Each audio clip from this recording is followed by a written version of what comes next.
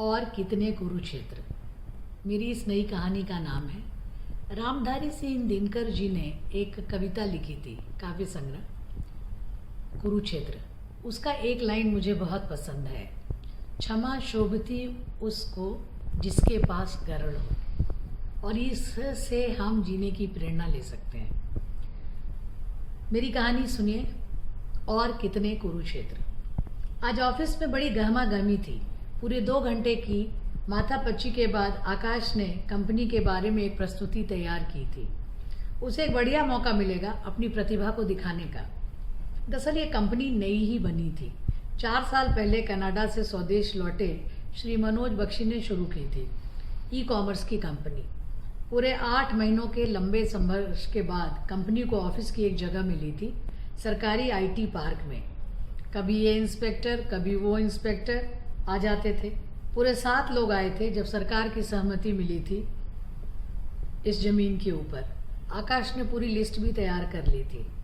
देने दिलाने की बात भी कभी कभी दबे छुपे स्वरों में सुनाई पड़ी जाती थी।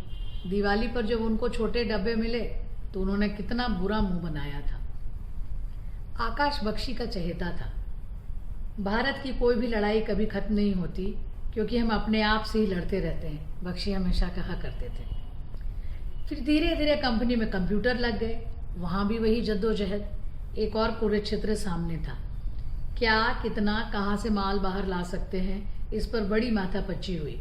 कानून के पन्ने पलटे गए और फिर एक सहम दिल अफसर की मेहरबानी से कंपनी में कंप्यूटर और अन्य सामान लग गए। धीरे धीरे 40 कर्मचारी वहाँ काम करने लगे। इनमें से 2 भतीजे भी थे किसी बड़े अधिकारी के। इनको भी काम सिखा ही देंगे, कोई बात नहीं, बख्शी मुस्कुराते हुए शायद अपने आप को ही समझा रहे थे। पिछले 3 सालों में कंपनी ने थोड़ा मुनाफा भी कर लिया था। जॉन बख्शी का बिजनेस पार्टनर था और कनाडा से आया था। जॉन के स्वागत की जोरदार तैयारियां चल रही थी। जॉन की भागीदारी थी इस कंपनी में, पैसों से भी और इस प्रोडक्ट को विदेशों में बेचने पर भी। ना जाने कितने सवाल पूछ रहा था जॉन। आकाश के पास शायद उतनी जानकारियां भी नहीं थे। सभी कर्मचारी, जो कि अब करीब 60 के ऊपर थे, जॉन के सवालों के जवाब दिए जा रहे थे। इनकी कार्य क्षमता पर भी जॉन ने बड़े सवाल खड़े किए।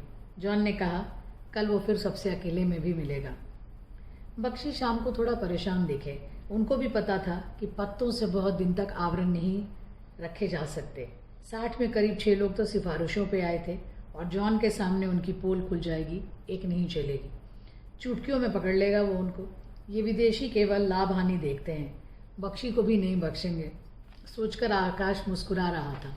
लेकिन अगले ही क्षण कि वो अपनी रणनीति तैयार करने लगा इन अनचाही मुसीबत से बचने के लिए। इस कुरुक्षेत्र में तो योद्धा बन के आना है, आगे वाले तीरों को सहने के लिए। जॉन ने बख्शी की भी एक न सुनी। छोटी कंपनी में दया, धर्म, दान का कोई महत्व नहीं है। 6 में से 1 को तो क्षमा याचना मिल गई, शायद महिला होने के नाते, लेकिन बाकी 5 लोग हो गए फायर। उन्हें कोई अवसर भी नहीं दिया जॉन ने। बुरा तो लगा आकाश को, लेकिन कोई चारा भी नहीं था। बख्शी ने जॉन के बाद जाने के 3 महीने बाद उसे अपने कमरे में बुलाया। 3 अलग अलग फैक्ट्स उसके सामने रख दिए।